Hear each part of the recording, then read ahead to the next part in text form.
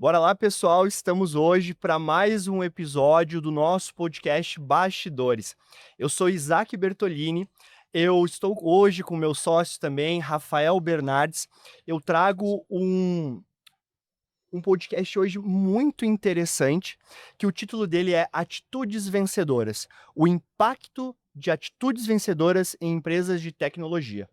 E para conversar sobre esse assunto, eu trouxe uma pessoa muito importante no mercado financeiro, que é o Luiz. Luiz, ele tem um extenso currículo, ele é formado em Engenharia da Computação pela Universidade Ibirapuera, ele tem MBA pela IBMEC e Executive MBA pela INSPER. Início da carreira em 2002 no Deutsche Bank, em infraestrutura e segurança, trabalhou lá nessa função. Passou também para empresas como o Banco VR, Credit Suisse e Mars. E desde 2014, ele atua como Head de TI na Verde Asset Management. O que acontece? Hoje a gente vai ter um episódio muito produtivo. Eu espero, de fato, que vocês aproveitem cada momento. A gente traz 2 livros trazidos pelo próprio entrevistado. O primeiro livro que ele traz, que é a Bíblia, é um livro que eu realmente, hã, pensaria em trazer se eu fosse entrevistado um dia nesse podcast, porque é realmente, sem palavras a importância que a Bíblia tem na nossa história, na nossa vida, na transformação de vidas. E também trouxe outro livro transformador, que é Atitudes Vencedoras. Então, Luiz, muito obrigado por estar aqui hoje, tá? Seja bem-vindo. Eu que agradeço a oportunidade, Rafa, Isaac, é uma honra, acho que poder dividir um pouquinho com vocês, dividir um pouco da minha história, dividir um pouco dos meus erros, dos meus acertos, dos porquês de eu estar aqui hoje com vocês, né, acho que vai ser legal esse bate-papo, vai ser eu tô empolgado. Massa. Maravilha, eu descobri agora que o Luiz tem apelido de Billy, né, então todo mundo no mercado financeiro conhece ele como Billy. A gente já conversou aqui uns 15 minutos, a conversa estava boa demais, nos conhecemos hoje através de um amigo em comum. Cara, tenho certeza que essa tua história aí, pelo pouco que tu contou, já emocionou aqui desse lado. É. Então começa contando para nós um pouquinho da tua história, de como que tu chegou até aqui hoje, de fato, Uhum, de, quais foram os momentos mais importantes, para depois a gente entrar de fato no assunto. claro. Bom, eu vou começar pelo Billy, que eu acho que, geralmente é uma curiosidade que todo mundo tem, né, é um apelido de infância desde os meus 3 anos de idade. E foi numa festa de aniversário minha, temática do Billy the Kid, e meu pai estava ali bebendo com meus tios, falou assim: "Ô, pô, você parece o Billy the Kid". E cara, e foi ficando aquilo. Pra vocês terem ideia, a minha bisavó faleceu sem lembrar meu nome. Você Nossa. falava assim Billy, ela sabia que era eu. Você falava: "Ah, que Luiz Fernando", ela não lembrava. Então assim, as pessoas só me chamavam de Billy, sempre me chamaram só de Billy. E por que que esse nome veio à tona no mercado de trabalho, né, sempre foi Luiz Leme ainda é, né, muitos lugares que eu passo, mas no Credit Suisse, eu era Red Grifo, o Credit Suisse comprou, né, a Red Grifo e eu fiz todo o M&A de parte de tecnologia deles, né, dessa transição. A gente tinha muito call global, com Nova York e com outras regiões, e cara, tinha uns 5 Luiz na minha equipe, de TI, de tecnologia no geral, dev e TI. E teve um momento que a gente criou um pouco mais de intimidade com o pessoal, eles disseram assim: "Cara, vocês não têm um apelido?" Porque toda vez que a gente fala Luiz no call e não era vídeo, então ninguém Uhum. sabia quem era. Eu falei: "Olha, eu tenho um apelido que pode ser que faça sentido pra vocês, né, que vocês são gringos e tal". E falei Billy, quando eu falei Billy, acabou. Eu tive que criar um alias para o meu e-mail, porque ninguém me chamava mais de Luiz Teu e e-mail era Billy. era Luiz, o usuário para fins regulatórios era Luiz.leme, mas cara, e-mail você desse um Assinatura. billy@creditsuisse.com vinha. Então, porque não ninguém me chamava mais de Luiz.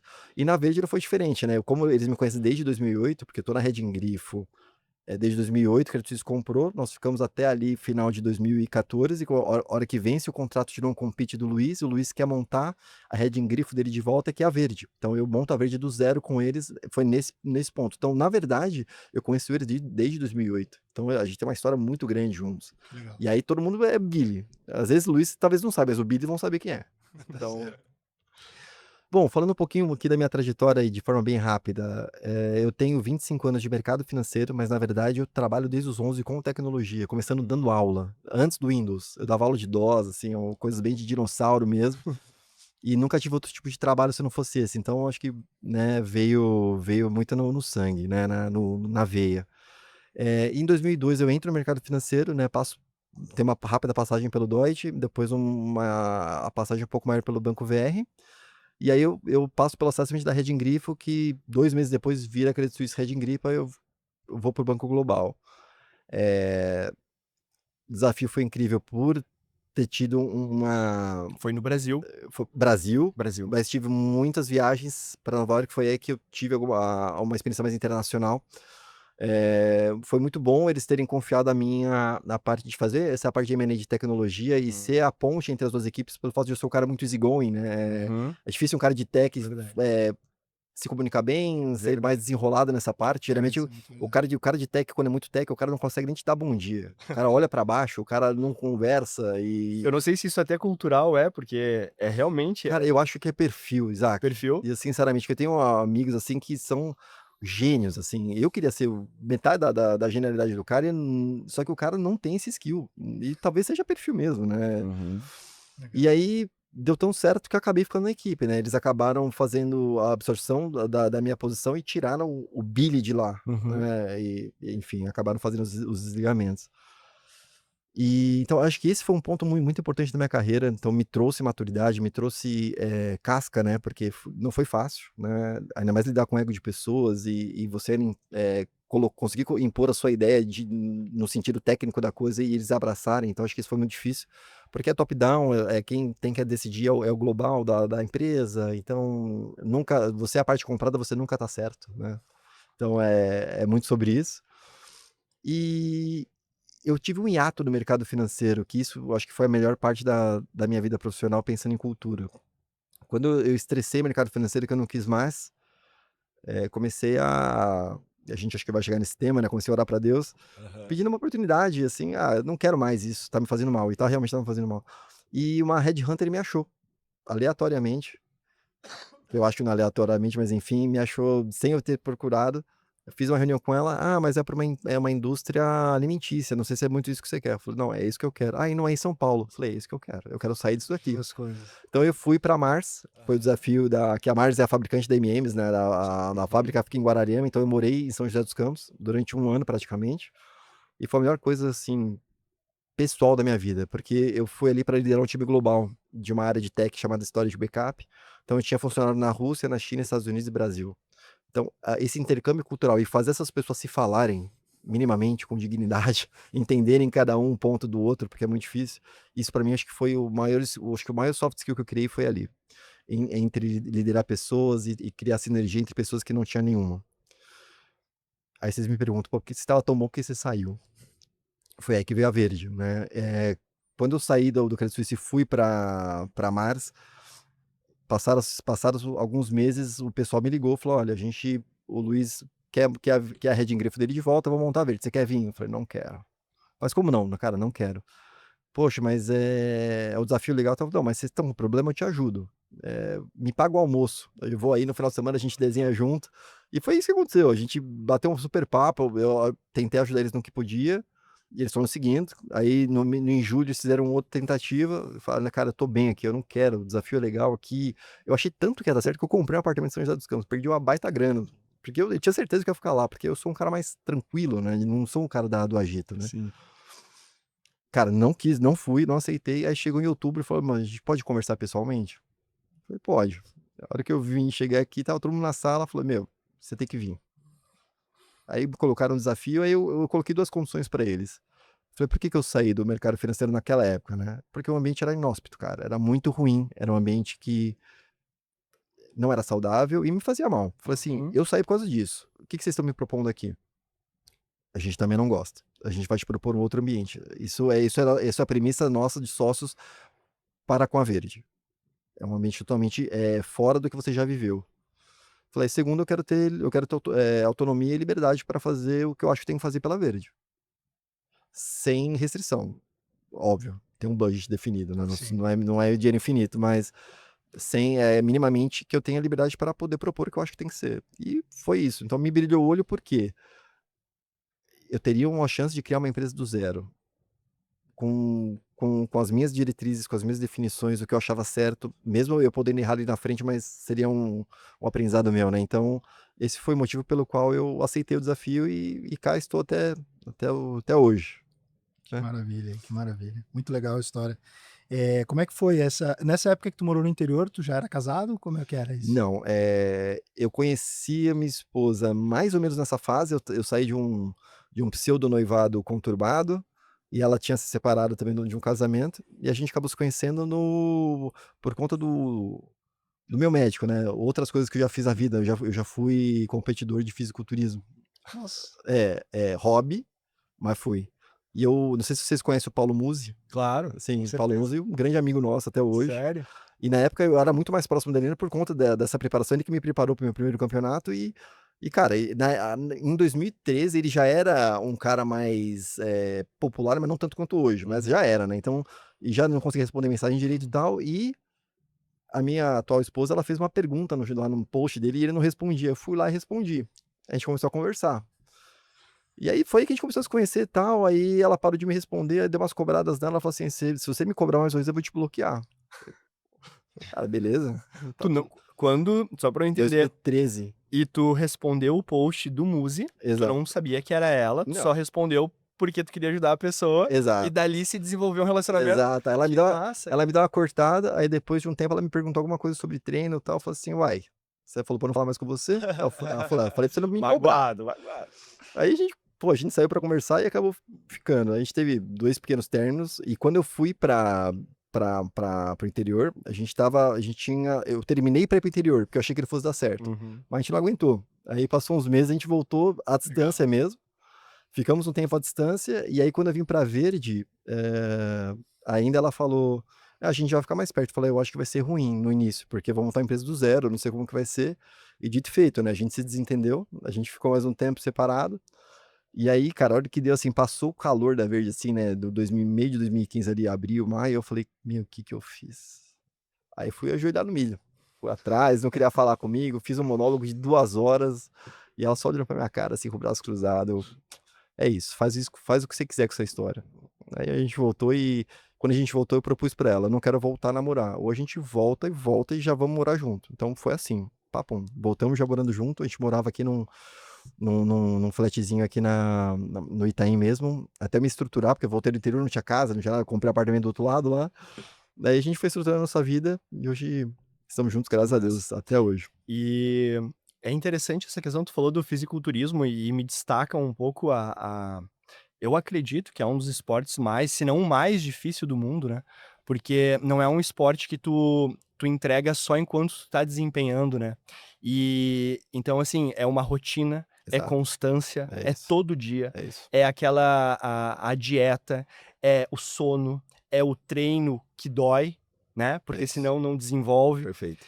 E eu acho que, com certeza, pra tua vida profissional, tu teve grandes lições dessa experiência que tu teve no esporte, né. Exato. E eu te pergunto, quando que entrou na tua vida esse livro, então, que tu trouxe de referência, né, como que ele encaixou? Porque conversando antes, tu falou que foi transformador na tua vida, né. Sim, E quando que ele realmente transformou a tua vida? E por quê, né? Só tá. pra até fiquei na dúvida. Bíblia ou Atitudes Vencedoras? Atitudes Vencedoras, né, foi um primeiro momento, É mas a isso. Bíblia também transformou, acho que um pouco mais à Depois. frente, né. Isso, Exatamente. isso. Boa, bom ponto, Rafa. Não, é porque eu fiquei na dúvida aqui. A Bom ponto, pergunta é bom muito ponto. boa, mas eu A Bíblia transforma mais, né, sem com dúvida, mas certeza. teve uma Cara, fase você diferente. falou uma coisa aqui que eu fiquei super, acabei de conectar um ponto que eu não tinha conectado até hoje.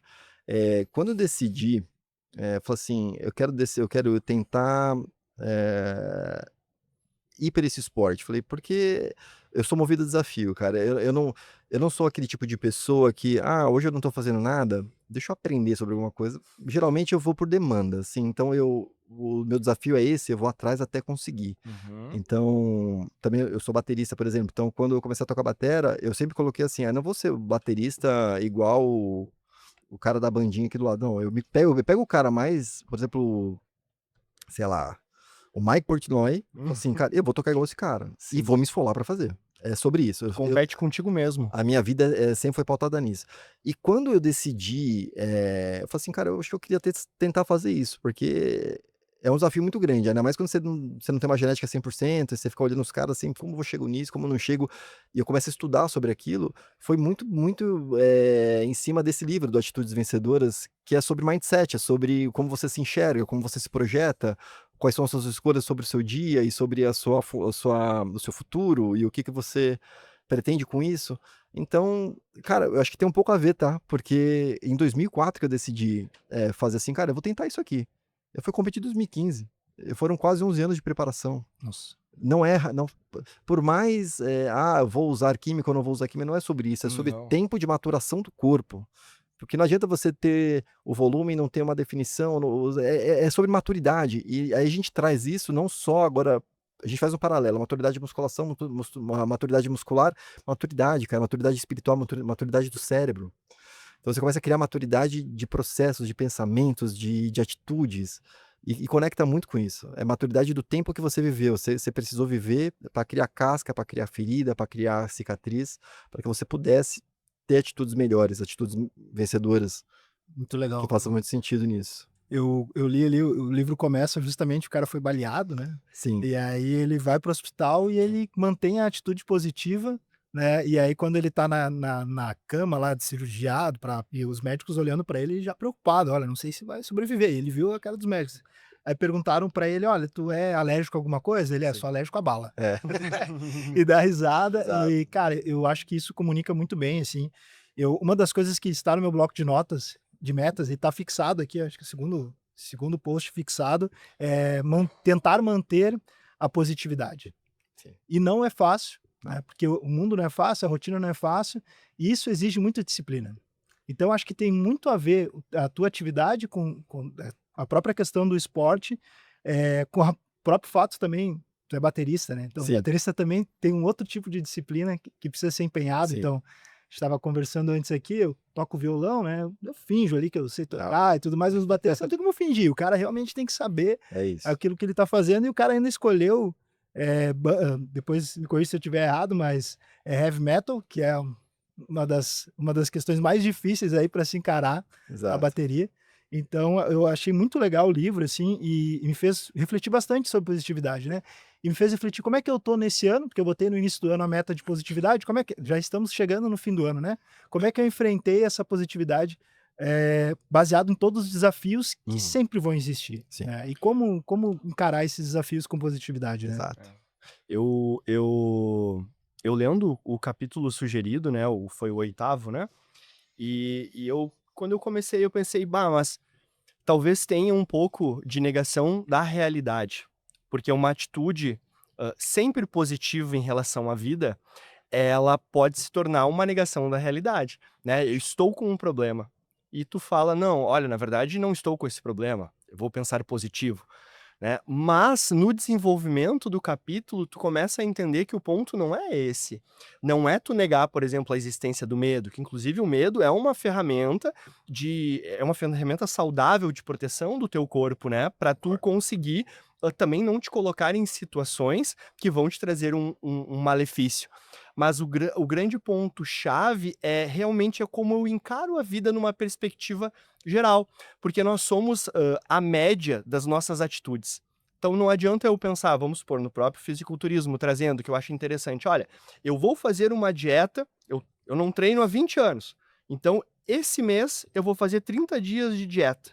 Qual que é a média de dieta da minha vida? Não é esses 30 dias. Tu não vai conseguir transformar a tua vida dentro desses 30 dias. Só que, por exemplo, se eu estou lá há 20 anos fazendo uma dieta e no meu final de semana, olha, agora esse final de semana eu vou me passar, vou comer, ou vou beber algo, eu vou sair um pouquinho, mas na média eu estou estruturado, eu consigo meus objetivos. Então eu acredito que ele fala sobre isso, sobre essa questão da positividade na tua vida como média de viver, né? Não sobre, não, hoje eu não, morreu uma pessoa, não tô triste, vou ser positivo. Não é sobre isso, não é, isso é loucura, né? Exato. O que eu aprendi é que para qualquer coisa da nossa vida, o resultado vem com consistência. Você precisa ser consistente no que você está fazendo. Então, no caso do fisiculturismo, os treinos têm que ser consistentes, a rotina tem que ser consistente, a dieta tem que ser consistente. No caso da bateria, os estudos têm que ser consistentes, né? No estilo que eu adotei, geralmente a estrela da banda geralmente é o batera, né? O que o pessoal chama de drum hero.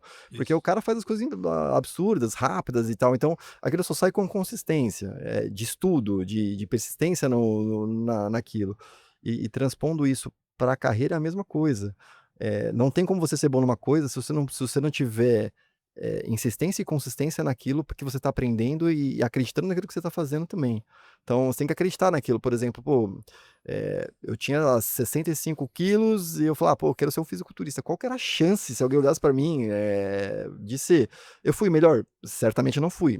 Não fui mesmo. Mas dado o que eu me propus e as minhas condições e o que eu me projetei a fazer, cara, eu cumpri. Porque eu fui insistente e consistente naquilo que eu queria. Acho que é sobre isso com qualquer coisa na vida.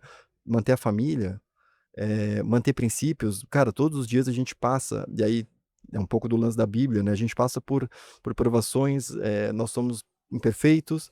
Todo dia eu acordo pedindo para que eu não cometa nenhum tipo de delito, seja de qual for, mesmo que seja no secreto, que nunca é secreto, né? Exato. Então, todo dia você tem que trabalhar isso para que você consiga, no final do dia, não ter cometido coisas ruins, seja contra você mesmo, seja contra pessoas. Então, é uma consistência, é um exercício diário, isso para tudo. No trabalho, todo dia, se você não for consistente, nós da minha área, que lida com hoje em dia, se uma empresa tomar um risco reputacional e sofrer esse risco, a chance dela falir é muito alta. Né, uma empresa que, não sei se vocês viram, uma empresa que teve, eu não me lembro agora o nome, era uma de importação e exportação, o sistema dela foi invadido, teve um ransomware que foi sequestrado dados, eles faliram a empresa em 2 semanas, a empresa acabou, é uma empresa assim, global, eu não lembro o nome, eu vou tentar lembrar até o final, eu falo, mas é sobre isso. Então, se você não for consistente no que você faz e deixar brechas abertas, deslizes, por você não ter sido consistente e insistente, você pode pôr tudo a perder, inclusive a sua carreira, inclusive a empresa com a qual você trabalha, inclusive a sua vida. Então, Reputação é um longo prazo para se construir e poucos minutos para se destruir, né? Então, exato. Isso é verdade. E assim, todos nós já tivemos problemas na vida pessoal, qual a gente já colocou nossa reputação em risco. E assim, hoje em dia, né, a internet deu palco para muita gente. Então, deu palco pro idiota também, né? Exato, cara. Às vezes assim, você errou e beleza, você errou mesmo. Pra que vai ficar um monte de gente apontando o dedo pra você e falando, ao invés de chegar junto aqui e conversar? É fácil quem olha de fora, né? Sempre. Exato. E durante esses anos, né, tu tá desde 2014 na empresa, né? Acredito que tu empreendeu dentro da empresa, né? Sim. Construiu algo. Sim. E houve uma transformação no mundo digital durante todo esse tempo, né? Exato. E como que foi pra ti trabalhar com essas mudanças constantes no digital? Porque é outro puta desafio, Exato. né? E é um dos capítulos do livro, ele trata muito sobre o medo da mudança. Eu fico pensando assim, se tem, eu tinha advogado, né? O direito também muda toda hora, mas se tem um lugar que eu não gostaria de pisar porque muda toda hora é na tecnologia. Então, assim, tudo muda o tempo inteiro, sempre tem uma situação nova e tu tem que estar sempre se atualizando e constante, cara, pegar 10 anos atrás, eu me lembro quando surgiu o WhatsApp. Quando eu fui morar no Nordeste, 2013, as pessoas falando 2012, ali falando em WhatsApp. E assim, cara, eu usava SMS. Exato. Agora, como é que tu imagina a tua vida sem um WhatsApp, sem um iPhone, um smartphone, né? Então, acho que esse desafio da mudança, assim, pra ti, como é que tu trabalhou isso tudo, né? Toda essa carreira, né? Então, aí eu acho que é um pouco de perfil, né? Como eu falei, eu tenho aquele perfil que eu sou movido a desafio. Então, se você não me dá um desafio, via de regra, eu não vou fazer por livre e espontânea vontade, assim, difícil. Então, qual que é a beleza da minha área? É que o desafio existe a todo momento. Exato. Então, quando a gente montou, por exemplo, a Verde, a gente definiu quando eu falo a gente, porque o CEO participou, não posso também tomar os créditos todos sozinhos. Claro. Né? A gente definiu uma arquitetura que a Verde nasceria com DNA em cloud. Hoje é super normal. Em 2014 era um absurdo. Sim. Né? Porque não tinha, a parte regulatória era ruim, a tecnologia estava ainda se desenvolvendo. DNA em cloud. Em cloud, a gente já nasceu em cloud. Assim, as operações da Verde, os principais sistemas, tal, já estava em cloud naquela época. Hoje é super comum, naquela época não era. Entendi. Então foi um baita desafio, pensando... Pra gente que não é da área, assim, a diferenciação seria um servidor cloud, seria isso? Exato. Tá. Bom, acho que é um bom ponto. É uma coisa, como é que eram as empresas até ali, 2010 minimamente? Você tinha um data center inteiro, com Uhum. estruturas inteiras, né, discos, servidores, enfim, toda aquela parafernália para que tudo Uhum. funcionasse de uma maneira mais segura. E aquilo existe um investimento muito alto em CAPEX, né? Em investimento, tanto em OPEX de pessoas para poder fazer a gestão daquilo, da manutenção, quanto o investimento de equipamentos físicos, enfim. Com essa movimentação, qual que era o apelo da cloud? Você não vai mais ficar comprando equipamento, você joga as suas operações para servidores virtuais num terceiro, num parceiro, no caso Microsoft, AWS, Google, Que hoje todo mundo fala isso como uma situação naturalmente, antes não era. E você tinha que ter uma diligência, uma governança em cima daquilo absurda para que nada fugisse do seu controle, dado que você já não poderia mais meter a mão. Fisicamente já não era mais teu. Então esse era o Isso é desafio. muito louco. Esse é o desafio. Então, a gente montou isso e já foi uma quebra de paradigma, inclusive para mim, porque eu fui me desafiando. Porque eu era um cara old school. Eu era da época do vou comprar, quero tudo na minha mão aqui. Era uma salinha fechada que eu tenho acesso. Então, esse foi um ponto. O segundo ponto foi aquele boom em 2018 do Big Data, né? Big Data, Python. Então, fui atrás disso, entendi como é que funcionava essa base de dados que podia receber tudo, áudio, vídeo, ele se correlacionava, não era uma base comum como as pessoas estavam acostumadas. Já foi um boom, porque isso influenciou diretamente com a parte de research da empresa.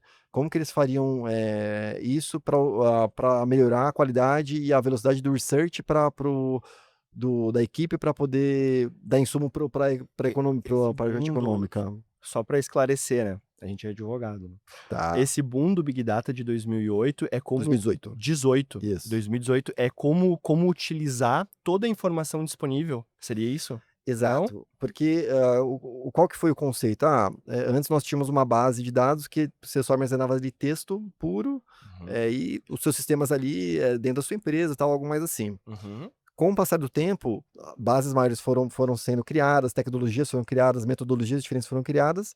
Vide o search do Google, que você procura qualquer coisa, você acha qualquer coisa. Mais ou menos nessa linha, eles começaram a fazer o seguinte, você pode ter uma base, um Big Data, que você vai receber qualquer tipo de informação, áudio, imagem, texto, ela vai ficar toda baseada numa base de dados, o que logicamente era esquisito para quem é o old school, old fashion mesmo, e a partir disso você consegue fazer você consegue usar esses insumos em prol do seu research. Entendi. Sim. Então você não precisa ficar mais convertendo áudio em texto, a imagem e tal. Ele realmente classifica, cataloga e você consegue usar isso de uma maneira mais inteligente e eficaz. Acho que esse é o ponto. Entendi. Então você conseguia ter researches mais completos e mais rápidos. No mercado financeiro, time is money, né? Então, acho que esse é o ponto. Então, sobre isso a gente teve que entender como é que funcionava, o que poderia ser aplicado na Verde ou não. Criamos um framework dentro da Verde para que dados não vazassem. Então, acho que tem todo esse racional. Estou te trazendo isso para vocês entenderem Isso, o quão difícil é a gente pensar. E aí vem a IA, né, para quebrar, dar rasteira, um chibarai em todo mundo, né, e tem que ser usado com parcimônia, né. Quando ela estourou em 2024, 23 para 24, muitos queriam usar na empresa e eu fui super contra, assim, certamente fizeram um voodoo meu, porque cara, eu era bem odiado, assim, porque na minha posição, você precisa ser um cara easygoing, friendly, mas você precisa ter pulso quando você precisa ter. Então eu falei, cara, não vai ter. Mas tá todo mundo surfando a onda menos a gente. Falei, ainda não é o tempo. Vamos entender como é que funciona. Então, a gente foi entendendo como é que funciona, por quê? Porque quando você tá usando uma IA e uma IA pública, você tá colocando os seus dados numa IA pública. Exato. Legal. Passaram-se ali um tempo, em meio de 2024, teve uma notícia de um vazamento de uma série de credenciais do ChatGPT. Esse vazamento, não só credencial, todo o conteúdo também. Aí eu fiz uma apresentação, eu fazia um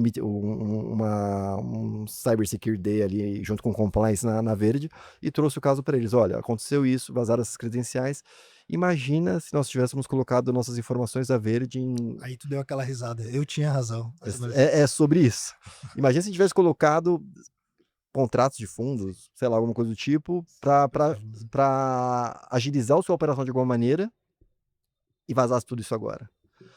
Então entendam por que eu falei não. Não é por nós, é por zelar. Porque uma vez isso vazado, poderia ter um risco reputacional para a Verde, poderia manchar a Verde a ponto de fechar a empresa, ou pelo menos reduzir muito. Então, assim, não dá para a gente mensurar o tamanho do risco reputacional, o que ele pode causar para a empresa, né? Então, a partir disso, qual que foi o desafio? Eu acho que o principal desafio da IA são dois. Governança dos dados, que as pessoas não se preocupam, porque realmente facilita muito. Não sei se você pegou esses agents de IA, que você faz resumo de reunião. Sim, Sim, a gente... Cara, a gente usa bastante. é incrível. Incrível. Só que o dado, é só isso. O know-how. Tá sendo Cara, entregue, né? exato, você tá lá na empresa XPTO, legal, você lê o contrato, tem um NDA, tem alguma coisa, porque ele pode pegar aquele dado e pode dividir com outras pessoas, ele pode pegar aquele dado e vender para um research, pode pegar aquele dado e vender para uma empresa para fazer benchmark. Então, é sobre isso. Acho que esse é o primeiro ponto. E segundo, é preparar a empresa, porque o IA tá no hype. Então, assim, todo mundo acha que IA vai resolver a vida. IA não vai resolver a vida. O acrônimo correto de IA não é inteligência artificial, é inteligência aumentada. Boa. Se você não tiver inteligência para você pilotar e dar as diretrizes, como eles falam, para promptar certo, a IA só vai te cuspir um monte de bobagem. Também. Ajuda muito? Ajuda. Mas você precisa ter pé da situação. Por isso que eu não acredito que a IA vai tirar muitos empregos. Acho que a IA faz um trabalho inicial de algumas pessoas. Acho que eu até tô com um projeto com um amigo sobre os primeiros passos de um economista. A gente está pensando em fazer alguma coisa que traga minimamente eles... como tá difícil o estágio, porque a IA tá tomando esse espaço, de alguma maneira, a gente quer prover uma experiência para essa galera, como se fosse um estágio ali em cima da nossa plataforma. Tanto a parte de econômica quanto a parte de tecnologia e tal, para que a hora que ele for para uma empresa, ele já passou dessa fase, dessa parte de arrebentação, que eu acho que a IA tá ganhando sim espaço. Porque ele facilita, cara. Ele facilita muito, muita rotina primordial e manual, mas não substitui o humano, porque a IA alucina, a IA nada mais é do que uma série de algoritmos e uma base extensa ao qual ele pode consultar, mas e o feeling humano? E o feeling da direção ao qual você tem que seguir naquela empresa? Isso é verdade. Ô, Billy, me lembrou uma situação engraçada que eu vivi essa semana, né? Eu tenho uma filha de 3 anos, né? E aí eu tava levando ela pra escola e na próxima semana vai ter um dia, na sexta-feira eles mandaram lá um recado que é pra criança ir com a fantasia daquilo que ela quer ser quando crescer. Disse, meu irmão, com 3 anos já vou perguntar pra criança, né? Porque eu fui descobrir bem mais tarde, né? Mas enfim, fiz o vestibular, né? Na primeira vez em publicidade e propaganda, segunda vez em direito. Mas é uma brincadeira no fim do dia, né? Sim. E aí eu também tava na reflexão, disse, pô, e qual a profissão que vai existir quando ela tiver, né, a idade para escolher essa profissão. Sim. Mas aí entramos na brincadeira, né? E aí minha esposa tava no carro, a gente tava indo pra escola, isso aconteceu ontem. E aí a gente mostrando as fotos das profissões, ó, tem aqui médico, veterinário, e ela olhando, daí ela olhou, aí olhou bombeiro. Dela, vou ser bombeira. Eu disse, filha, sabe o que bombeiro faz? Sei, faz bombom. Eu disse, lógico. Muito Aí bom, tá muito certo. bom. Aí daí eu disse, pô, escolheu corretamente. É isso. Mas sabe o que eu fiquei pensando, fiz uma reflexão assim, cara, das profissões do futuro, né? Será que a gente não vai valorizar esse tipo de profissão, que é alguém que está tentando ali salvar a vida de outro ser humano, que hoje é tão subvalorizada, né? Sim. Então, se tu pensar sobre isso, né? Sim, faz sentido. Tem um estudo sobre escritórios de advocacia, de qual seria a maior dor de um cliente num escritório de advocacia, né? E, de fato, 70% é o contato com o advogado, né? De ter uma possibilidade de conversar o caso com ele, de que ele explique o processo, que ele entenda a tua dor. Isso realmente é humano. Sim. A gente quer, de fato, o contato humano, a gente quer a empatia. Isso a gente nunca vai conseguir ter com uma inteligência artificial. Perfeito. O problema é, como está na Bíblia mesmo, que o amor se esfriará no final dos tempos. E eu acho que realmente existe um caminho da sociedade para que o amor de fato se esfrie. Sim. Porque ontem, logo ontem, eu digo não um ano, mas eu acho que de 10 anos atrás, quando eu ia visitar uma empresa pelo escritório, alguma coisa, eu tinha que pedir informação num posto, Hoje eu não preciso mais. Hoje eu utilizo o Waze, coloco o endereço, vou direto. Uhum. Eu não preciso mais do contato com o Uhum. ser humano. Quando falta alguma coisa, eu peço no aplicativo, a comida, ela vem. Eu não peço mais para o meu vizinho. Exato. Então essas pequenas interações com o humano que eu tinha, elas vão sendo podadas. E eu começo a entender que eu não preciso mais do outro, né, para a geração que tá vindo, como que ela se comunica? Pô, eu tô jogando um joguinho online, eles estão se xingando, porque eles não enxergam um outro ser humano do outro lado. É diferente de eu te xingar olho a olho. Posso levar um soco, posso ver que tu tá magoado, pode Sim. magoar o meu sentimento também. Exato. E eu tenho essa visão e também essa preocupação de que, de fato, eu sempre vou nascer humano, mas se eu for inserido desde pequeno numa condição que o humano não é tão necessário para minha vida, talvez eu perca essa capacidade de empatia, de interação e de amor, de fato, com o próximo, né. Sim. Não, pois é, eu não, tu falou isso, eu refleti sobre isso. Eu acho que tem muito também a ver essa questão da valorização das profissões, né. Então a gente tem hoje um professor, por exemplo, ele, cara, ele tem um contato humano diário ali com os alunos para passar um ensinamento, ele é muito desvalorizado, né. Então, é difícil a gente saber prever futuro, é difícil a gente falar: "Ah, nunca", eu não gosto muito de usar essa expressão, mas é desafiador mas me parece que essa questão que tu trouxe, Isaac, é o que vai fazer a grande diferença. Sim. Acho que essa inteligência emocional, acho que esse interpessoal retomando, talvez, né, porque aquilo que tu tá no sistema vai ser executado, não vai Exato. precisar mais da mão Exato. humana, né. Eu tenho algumas opiniões formadas aqui. Essa geração nova, que o pessoal chama de fraca, eu não acho que são fracos, né. Eu acho que falta, maturidade emocional. O Uhum. que eles não tiveram, porque foi uma geração com pais menos presentes, Exato. com pais que precisam batalhar por tudo, por eles e, cara, não tem certo ou errado, acho que é o que é, né. Então perderam um pouco dessa conexão com os pais, muitos foram criados por babás ou por creches ou porque não tivessem um vínculo familiar, e muitos também presenciaram muitos problemas em casa, né. Vocês são advogados, né, a taxa de conversão de divórcio, pelo menos até um tempo atrás, era muito alta, pensando fazendo um benchmark de 10 em 10 anos, né. E pandemia aumentou bastante, então isso também reflete no valor que a criança tem de família, né.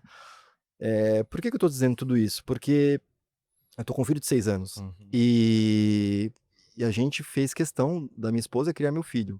Foi um acordo que nós tivemos, ela saiu do mercado de trabalho para que ela ficasse em casa provendo e tentando trazer e criando ele de uma maneira humana, dando valores para ele, princípios. Por quê? Porque essa geração precisa disso, né. Eh, Ele precisa entender que as ações dele vão machucar uma outra pessoa, vão beneficiar uma outra pessoa, que não é fazer por fazer, tem consequências. Hoje ninguém entende tantas consequências dos atos como deveriam ter. Faça um paralelo desse com o IA. Hoje a empresa contrata IA porque acha que vai resolver a vida da IA e vai ter uma economia monstruosa. Em curto prazo, talvez. Em média, você acaba com a tua empresa. O que que falta, né, o que que precisa para IA? E aqui eu trago teve um paper que a MIT lançou, acho que foi MIT ou foi Harvard, acho que foi Não, foi MIT. MIT mesmo, Foi, né? postou no teu LinkedIn até Exa puxar essa pauta aí. exato, exato. Exatamente. Dos 95% das empresas que tentam adotar IA são falhas e qual é o motivo? Cara, acho que são 2 coisas bem simples. Primeiro, é aquilo que eu falei para vocês, não usem a IA como inteligência artificial, use a IA para aumentar a sua inteligência. Esse Uhum. mindset é transformador, Verdade. transformador. Segundo ponto, a empresa precisa estar preparada para receber a IA. O que que é estar preparada, Billy? Treinamento dos colaboradores que vão usar, posicionamento deles como usar, o que deve, o que não deve se fazer com IA. Do lado da empresa, maturidade com governança de dados, com tecnologia, amarrar isso muito bem amarrado juridicamente por conta de propriedade intelectual, vazamento de informação. Então, se essas pontas não estiverem bem amarradas, o processo falha, ou porque o processo deu certo pensando operacionalmente, mas ficou frágil, pensando na empresa, informação, ó, não posso continuar com isso aqui, senão a minha empresa vai ficar exposta. Então, tem tudo isso, né, em jogo. Se a seleção de casa é bem feita, a chance de um piloto, de uma IA generativa dentro de uma empresa dar certo é super alta. Não é, ainda assim não é 100%, aí é por outros motivos, pode ser falha das pessoas, aí óbvio, aí tem o flow padrão das coisas. Mas esse é o principal mindset que as pessoas não têm hoje. Eu Se acho não que ter. até existe um excesso de oportunidades, né? Quando se fala em É uma avenida. é uma avenida. Então, tu pega o Instagram, a quantidade de RPs jurídicas que falam inteligência artificial, resolve seus problemas. Exato. E a gente no BBMD, no escritório, a gente, esse ano, agora há pouco tempo até, nós inauguramos um setor de tecnologia. Legal. Porque o que nós identificamos assim? A gente, pô, vamos assinar o ChatGPT, vamos assinar essas plataformas de IAs. Sim. Mas, cara, há uma dificuldade enorme de implementar cultura nas pessoas. Precisa. Porque no fim do dia eu preciso alguém, e aí eu tenho que parabenizar a comunicação do Billy, né? Um cara de sistema te comunica muito bem, a gente tem pessoas já de tecnologia dentro do time, Aham. e a gente tem essa Obrigado. dificuldade de comunicação. É bem complicado porque a expressão é diferente, né? A gente conta uma piada, o cara não ri. Aí tu acha que eu ofendi o cara, daí eu digo, Muito bom, é isso. cara, É isso. e aí eu falo em valores e tal, o cara não reage, e aí é bem complicado, é desafiador. E a gente verificou esse ano essa questão de, cara, se a gente não. A gente tem investimento constante em tecnologia. Se a gente não tiver um departamento próprio de tecnologia que possa nos ajudar a desenvolver essa ferramenta, porque senão, toda tecnologia que não tem um fim, ela acaba. E aí eu acho que o grande mudança de mindset que a gente viu assim, ó, cara, a gente vai construir uma tecnologia que vai ter um fim. Então a tecnologia ela vai ser o meio Sim. de atingir um determinado fim, né? E eu concordo contigo que vai melhorar a vida das pessoas, porque principalmente no direito, hoje nós temos muito trabalho repetitivo, Sim. que já é de longa data que se sabe disso, Sim. modelos de petições, Exato. modelos de sentenças e tudo mais, né?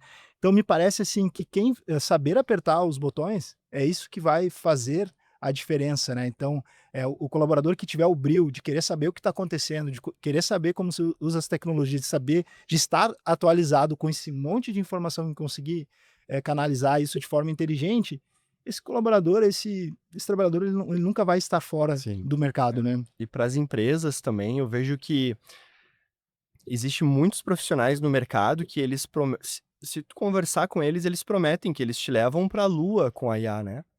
Exato. E às vezes parece que a utilização da IA é um fim em si, né? Sem esse Exato. propósito da onde eu quero chegar com ela. Porque no escritório, a gente tem o nosso diretor de tecnologia, inclusive ele que levantou a Isaac, mas talvez para esse projeto a IA não seja o melhor caminho. Talvez a gente pode trabalhar com uma automatização, Perfeito. talvez a gente possa limitar também a abrangência da IA nisso para fazer um primeiro bloco de um refinamento de algo que tu quer, porque senão o projeto ele não sai do escopo.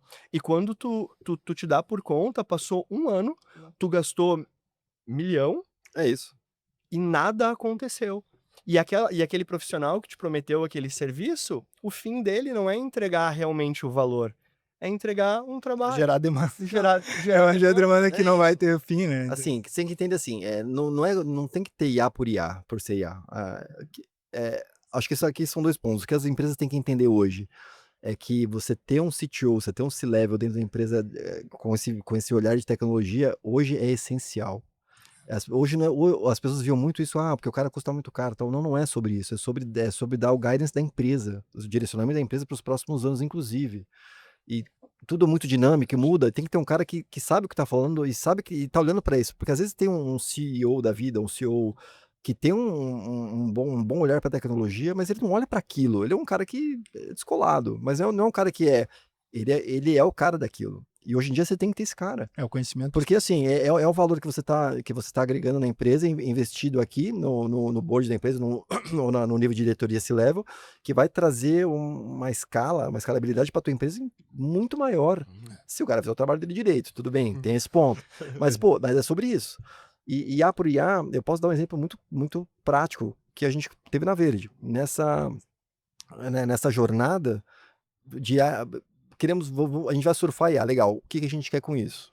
Então, e nisso eu sou fã do CEO da Verde, né? O Fukui é um cara que eu admiro muito, e ele é um cara muito pragmático, assim, cara, legal, IA pra quê?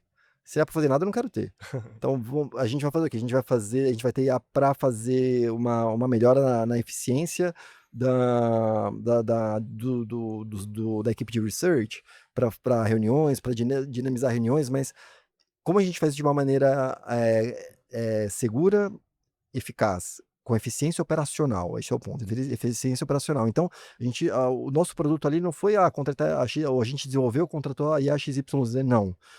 O produto é 80% de mais eficácia no spread, né, do conhecimento, dos research para a equipe toda. Como que você fez isso? Eu fiz com IA, com XYZ. Sim. Não é sobre IA, é sobre o que eu quero aqui no final. Tu fez o objetivo. A IA é Exato. a ferramenta. Perfeito. É isso. Acho que isso as pessoas têm que entender. Eu tenho uma dúvida, porque é algo que eu realmente me pergunto, aonde a gente vai estar em 5 anos, 10 anos com essa tecnologia? Uhum. Sem fazer um trabalho de futurologia, né, mas tu consegue, projetar, pelo menos: "Olha, eu acho que o caminho vai ser esse, eu acho que a gente vai conseguir essas coisas no futuro, com as ferramentas que vão surgindo". Qual que é a tua visão sobre o futuro da IA, da inteligência, como que vai revolucionar nessa nova revolução industrial que talvez nós Sim. tenhamos vivenciado, né? Cara, sabe que essa pergunta você me coloca em maus lençóis, né? É. O cara faz uma previsão amanhã, já sai outra Exato, notícia. Espera aí, eu acho que eu vou no banheiro e já volto. Olha, é um pouco difícil de afirmar. Acho que aqui eu preciso deixar claro que é uma opinião minha. Sim. Né? Não dá pra gente ter uma previsibilidade muito alta. Mas o que eu sinto? Eu sinto que cada vez mais a gente está ganhando eficiência em processos, em resultados.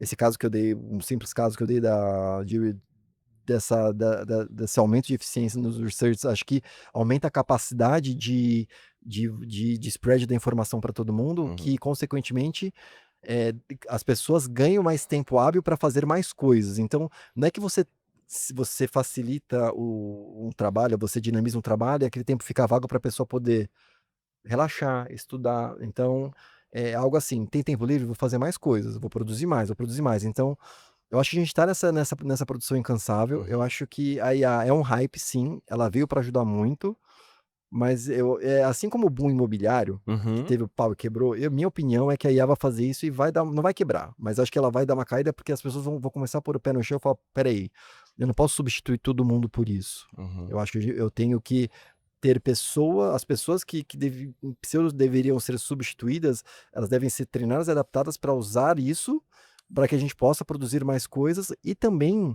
não esquecer da sanidade mental de todo mundo. Uhum. Que eu acho que as pessoas estão se esquecendo isso. Os casos de burnout aumentam cada vez mais, por quê? Sim.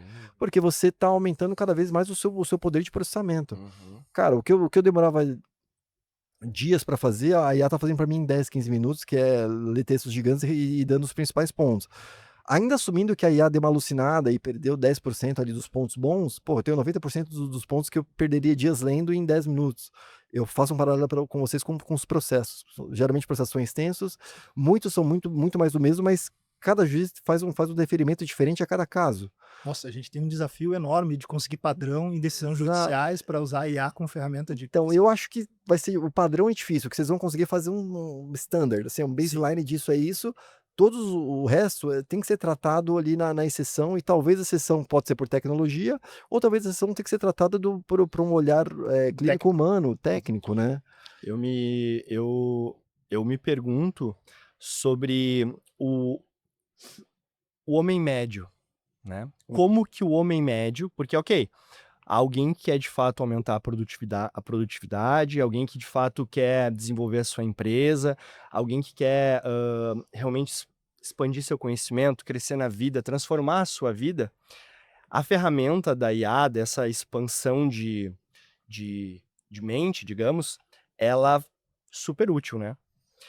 O que eu me pergunto é, será que o homem médio, ele de fato, ele se preocupa com essas coisas hoje?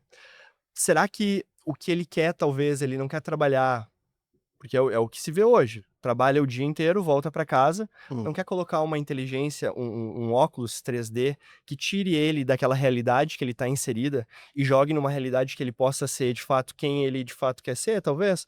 Talvez eu queira ser uma mulher, talvez eu queira ter uma outra família, talvez eu queira interagir com outras pessoas, talvez eu queira ser um CEO dentro de uma realidade virtual, entende? Que me proporciona isso. E eu me preocupo justamente com essa desconexão com a realidade. E se as pessoas estão genuinamente preocupadas com os problemas atrelados à IA. Porque, por exemplo, tu trouxe essa questão que eu concordo 100% contigo e é realmente uma dor sobre a questão dos dados, né? Sim. Como é utilizada a minha informação? Será que ela está sendo divulgada? Será que está sendo... Mas eu me pergunto, será que o homem médio ele está preocupado? Será que ele está preocupado de fato com essa exposição? Será que ele está preocupado em perguntar bem para a IA? Ou ele só quer uma resposta que basta para ele, entende? E essa transformação do ser humano, negativamente, não uma transformação positiva, ela também pode vir a acontecer. Sim. Então, Cara, tu falou uma coisa que eu pensei, né? Essa questão da IA, ela vai, talvez, num primeiro momento, aumentar a desigualdade social de quem vai conseguir gerar muita riqueza com o uso da tecnologia, de quem não vai conseguir. E aí, e porque as pessoas são diferentes. E as tem pessoas não estão preocupadas de Não- fato só com o prazer. não, Essa que é a questão. e eu acho que são vários pontos, assim, e aí, pegando um paralelo com o livro ali que tu trouxe no capítulo, que ele fala também dos tipos de pessoas que a empresa trabalha, né? Então ele fala pessoas emprego, pessoas função, pessoas carreira. Achei bem interessante essa questão. E tem uma frase do Napoleão Hill que ele fala o seguinte: não existem vítimas verdadeiramente ricas. Então, assim, acho que as pessoas que se vitimizarem, para elas vai ser muito ruim esse novo modelo de mercado. Infelizmente vai ser. Sim. E é difícil a gente conseguir julgar, né, fazer uma projeção de futuro, né? Mas acho que a desigualdade social é uma questão que, infelizmente, vai pegar no início, vai existir uma diferença muito grande nessa nova geração, daquelas pessoas que se descolaram, que conseguiram saber utilizar a inteligência artificial como forma de acelerar a sua carreira, para aquelas pessoas que ficaram no Sim. TikTok no dia inteiro. Que talvez seja a ascensão de uma classe dominante, digamos, Sim. que realmente usa a ferramenta, e uma classe que não se importa. Eu tenho um ponto aqui que isso vai ter um desdobramento, eu acho que muito breve. Um pouco daquilo que eu falei, acho que o pessoal que busca IA e acha que a IA vai resolver o problema da vida dele, num curto prazo acho que vai ter um bom ganho, num médio prazo já, minha opinião, é que vai dar ruim se não souber usar. Tem um estudo de Harvard que fez um seguinte ponto. A pessoa que usa IA para resolver os problemas dela e a pessoa que usa IA para ajudá-la a pensar a resolver os problemas dela. Muito diferente. Eles mediram a atividade cerebral dessa pessoa desse grupo de pessoas durante um tempo, sobre as pessoas que não pensavam mais e só delegavam, e as pessoas que minimamente desenvolviam um raciocínio lógico e falava assim, me ajuda aqui a pensar um pouco junto comigo. O cérebro dessa pessoa aqui teve uma queda, eu não queria falar valor para não falar bobagem, mas alguma coisa em torno de 60% a menos, e meio que atrofiou. Então, o que eu tô querendo dizer com isso? Que essas pessoas hoje que estão com preguiça de pensar e trabalhar e estão delegando para IA, porque usam IA como inteligência artificial ao invés de inteligência aumentada, elas vão ter um prejuízo muito grande num curto, médio prazo, que elas vão ficar, cara, eu sei que não existe a palavra, mas elas vão emburrecer. Muito difícil isso. E a pessoa que for bem instruída a usar isso aqui ao seu favor, ao seu benefício, e não para ganhar tempo, e não para ser preguiçoso, vai ter prosperidade, muita prosperidade.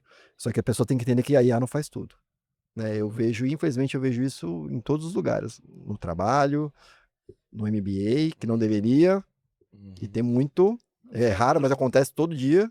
Trabalho desenvolvido pela IA 100%. Pô, Perfeito. cara, uma coisa é você elaborar um texto e você coloca na IA, dá uma refinada, Uhum. porque, pô, por exemplo, vocês geralmente, advogados, escrevem melhores do que o cara de tecnologia.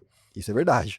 Então, às vezes eu escrevo assim, cara, dá uma refinada, top, mas o raciocínio é meu, a ideia é minha, o que ele tô fazendo é pra ele dar uma perfumaria. Outra coisa, fala assim, ô chat, eu preciso fazer um trabalho sobre, sei lá, sobre direito, parte criminal. Ah, faz aí. Não faz o menor sentido. E é sobre isso. Eu parei de pensar aqui. Cara, meu Que cérebro a vai IA, na atrofiar. verdade, ela se apropriou da linguagem, né. E aí o ser humano, se ele fica utilizando a IA, ele vai diminuindo o repertório, a linguagem dele e, Total. cara, vai cada vez diminuindo, vai virando a gente vai virando primatas novamente, né. Mas vocês percebem uma coisa? Antes, a gente só descrevia. Uhum. Hoje em dia, quem sabe escrever direito, cara? Cara, é É. verdade. Aqui tô eu fazendo um monte de risco aqui, Não, mas não. nem eu entendo o que eu tô escrevendo aqui. Não, exato. Assim, além da letra estar ruim, às vezes, assim, a Isso, pessoa não se preocupa mais em escrever a palavra correta. Por quê? Porque isso. o Word, é do IA, tá? O Word já corrige automático. Hoje você põe no Google, já traduz automático, assim. A pessoa coloca lá inglês fluente no currículo, cara, o entrevistador só vai descobrir a hora que chegar no olho e for dar a entrevista final, porque até ali, as entrevistas preliminares que você preenche, formulário, cara, você coloca o inglês britânico ali, Não, o né? Google, na hora do site ali, ele já vai traduzindo Exato, automaticamente. exato. E agora acho que foi, não sei qual foi se foi a Apple que lançou um fone que tu não precisa aprender uma outra língua, A que atualização do fone.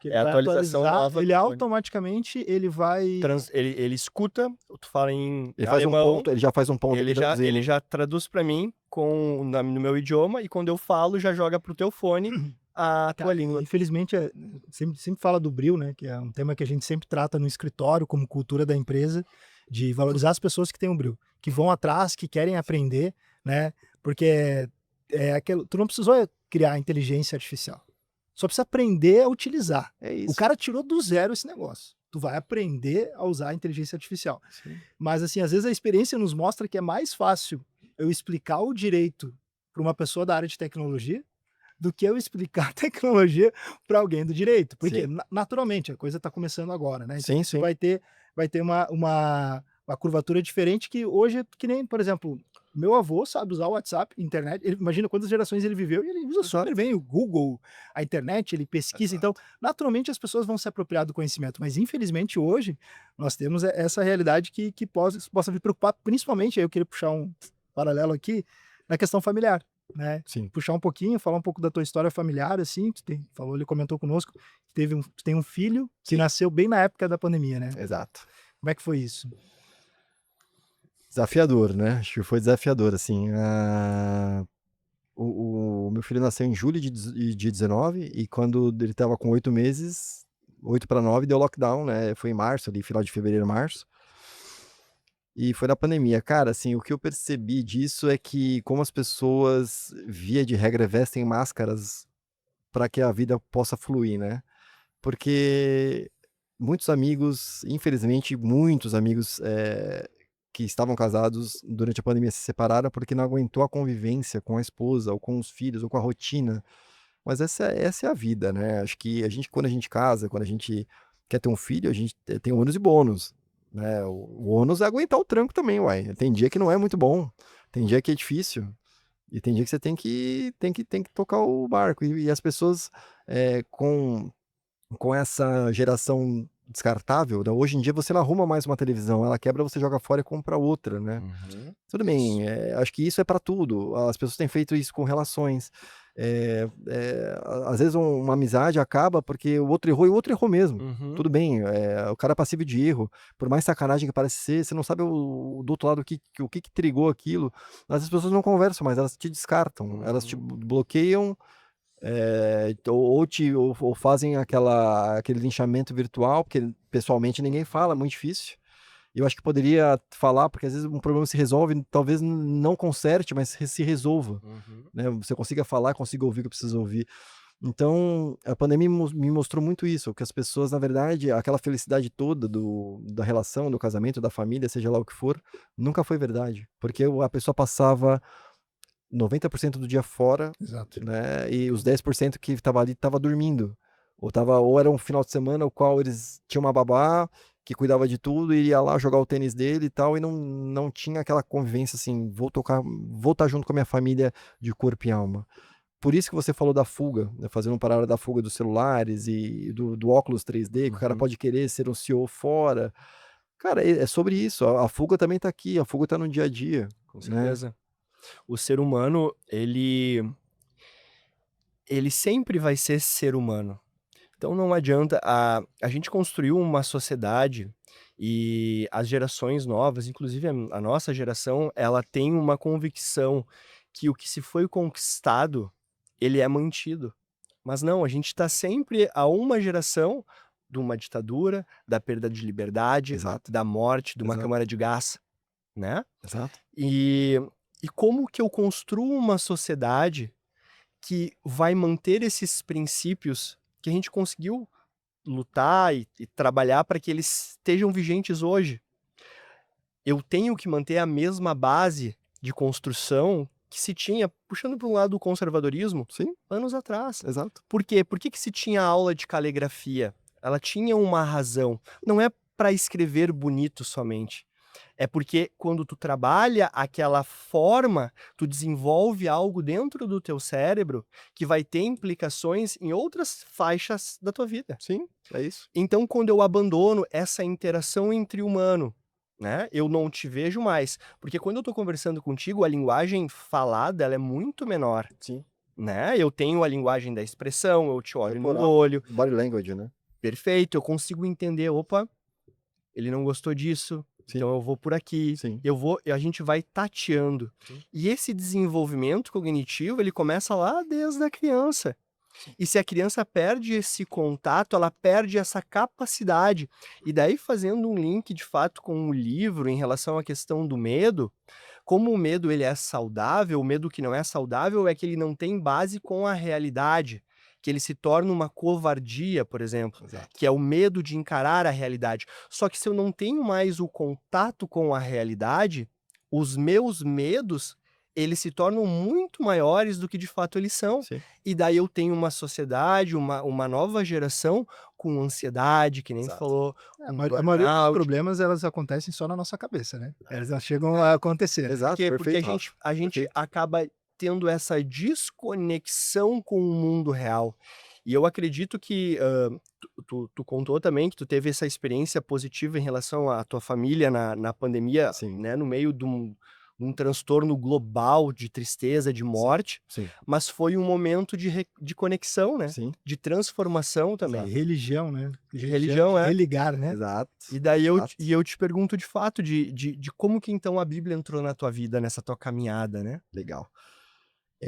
Fazendo só um paralelo com o que o Rafa falou, o quão importante é você não dar tela para o teu filho quando pequeno, né, o pediatra fala isso, e é sobre essa conexão. Então, estar em casa na pandemia foi bom, porque eu consegui entender o real motivo disso. Por que que é ruim a tela? Porque quando você põe a tela para o teu filho, ele para de se conectar com você, com o ser humano, com a realidade, e fica ali vidrado num desenho e muitas vezes nem muito produtivo é. Então, entenda que tudo isso, são orientações de pediatra que serve pra gente. Celular, cara, WhatsApp, rede social, é fuga. A TV pra tua criança é fuga.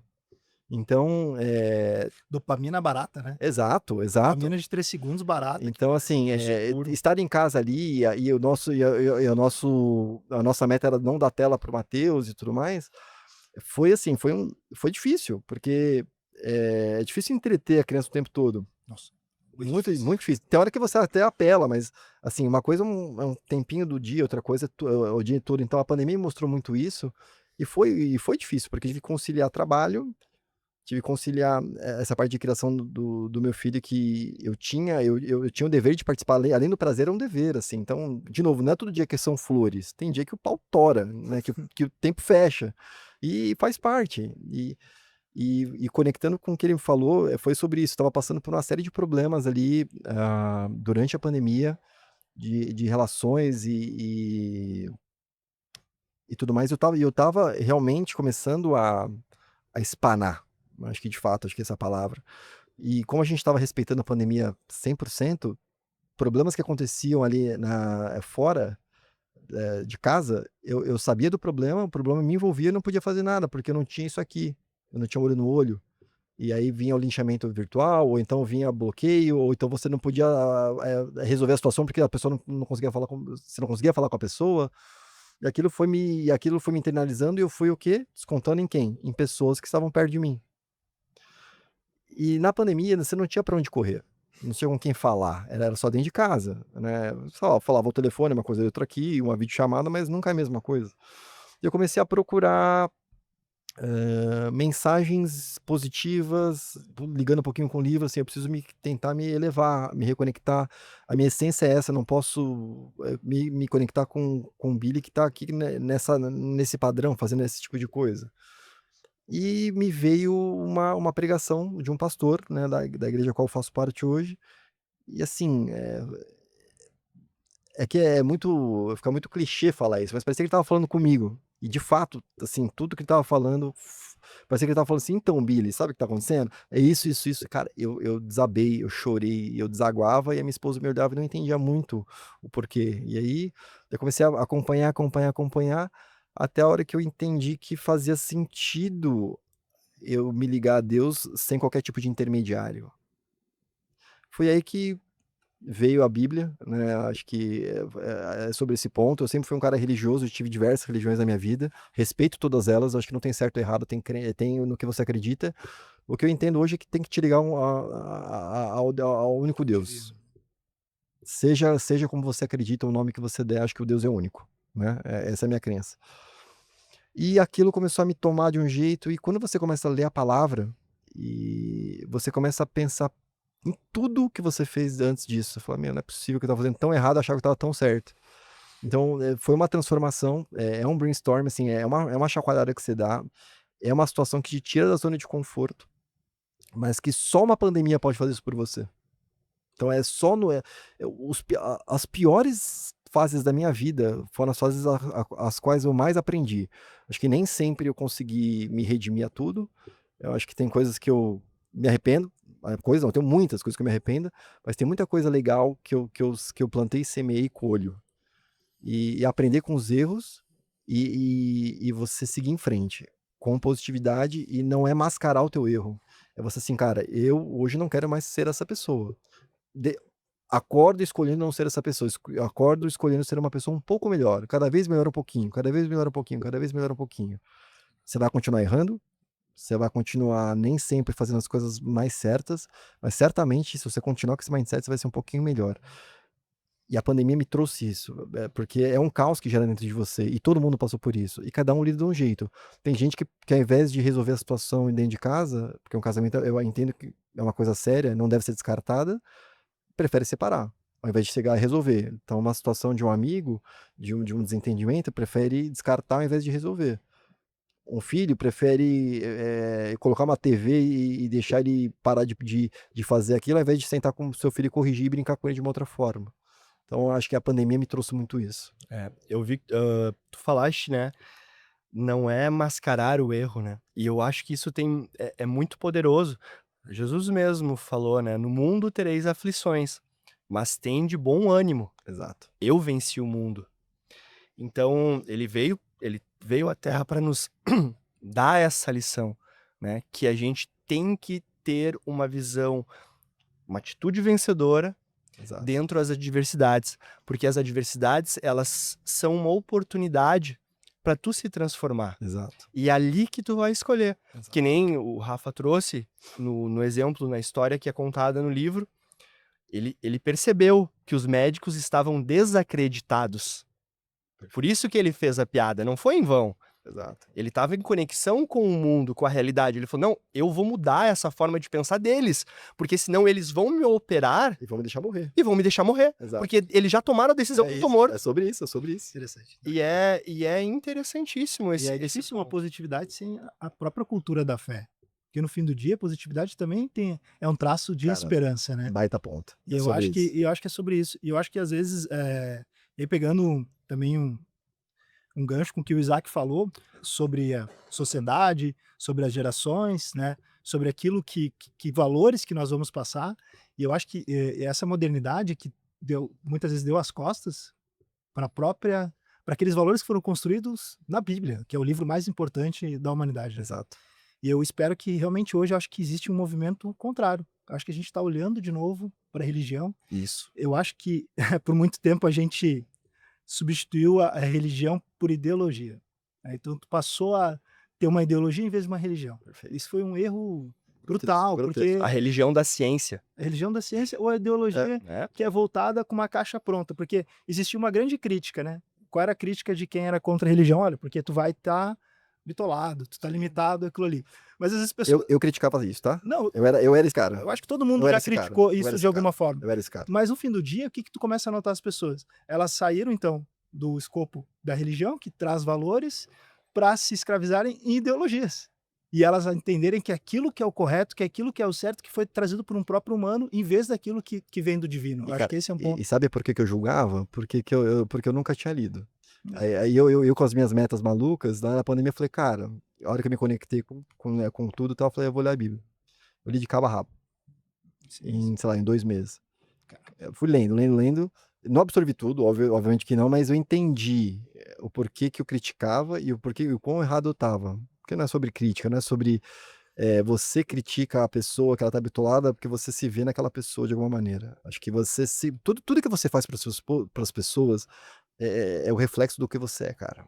Então, se você vê uma pessoa que te ataca, por mais errado que você tenha sido em algum momento ou não, é muito mais sobre ela do que sobre você. Então, quando eu atacava as pessoas, eu não atacava genuinamente, mas eu tinha uma opinião muito forte sobre isso. Eu já tive ex-namoradas que eram evangélicas, o qual cara, eu condenava. No final do dia, e Tu aí? estava te condenando, né? No fim do dia. Cara, Quando Pedro fala de Paulo, é tu sobre fala isso. mais de Pedro do que de Paulo, né? É sobre isso, é Essa sobre isso, frase é uma é máxima. sobre isso. Luiz, o Beto tá me cobrando aqui que o horário já É extrapolou. Billy, cara. É Billy, gostei de Billy. Billy? Billy. Tá. Mas não era o dia inteiro? Pô, Por mim, por mim gostaria de ficar o dia inteiro mesmo. Aí, O horário do estúdio é limitado, porque senão nós ia fazer. Até nós vamos marcar um segundo momento, vamos fazer 3 horas de podcast, se Deus Bora, quiser. cara. Que a gente nem conseguiu discutir a parte da Bíblia a gente não se debruçou na forma que ela merece ser debruçada. acho legal. Né?